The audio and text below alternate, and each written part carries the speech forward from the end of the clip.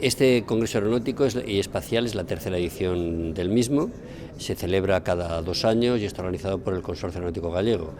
Es una actividad muy importante, puesto que permite que estén en el mismo foro industrias, investigadores,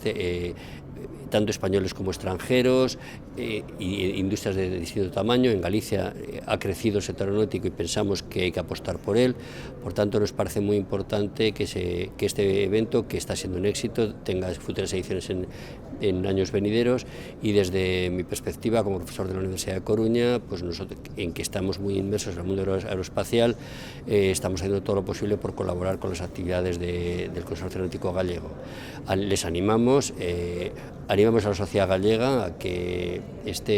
sea consciente de que este sector industrial es muy importante porque genera empleo de calidad, empleo que no permite la deslocalización, y por tanto sería muy importante que en el contexto español